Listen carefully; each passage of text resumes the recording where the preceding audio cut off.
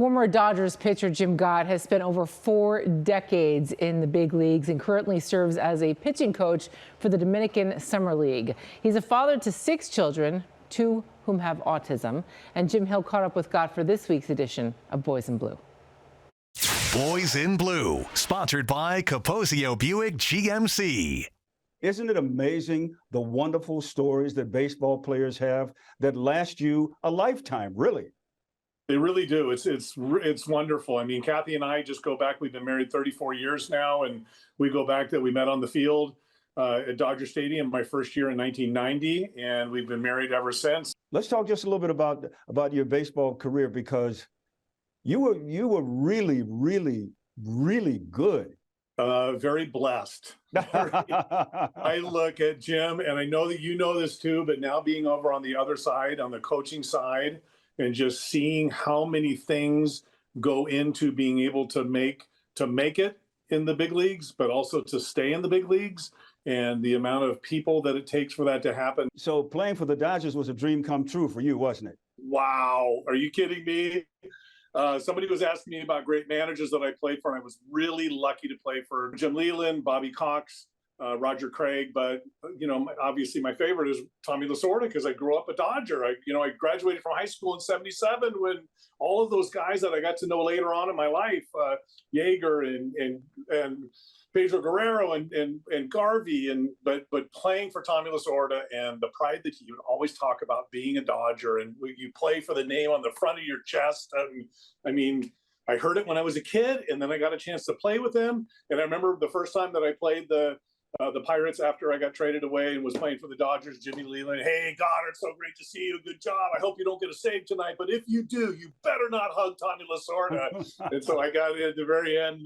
I did get the save, and I went over and I gave him a big hug. There was a great loyalty between you and the Dodgers and Tommy Lasorda, because there was a period of time there where you got hurt and your future in Major League Baseball was in doubt.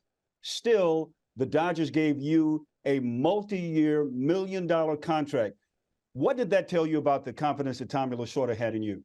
It took everything, and it was that was the way that Tommy was. And you hear players from the past that talked about what they would do for Tommy, and Tommy would always take it away from him and put it just on the Dodger blue and the Dodger name. But there was so much of it that it was because of Tommy. Tommy was one of those Vince Lombardi coaches that he tells you to jump, and you ask how high, and running through a brick wall, you would do anything for this man. And it was incredible. It was just the people that he knew and the people that came through the clubhouse. And it was just like, are you kidding me? I met Charlton Heston one time just right before BP, and then I met Reagan and Bush and Bill Clinton. I mean, there were so many people that would come through, and it was incredible. And I was not even during the days when Frank Sinatra and Dean Martin and all of those guys were coming through. Let's talk a little bit about Danny and how you got involved with autism because of him. But it has helped you to open up your eyes to a whole new world, hasn't it? It really has, Jim.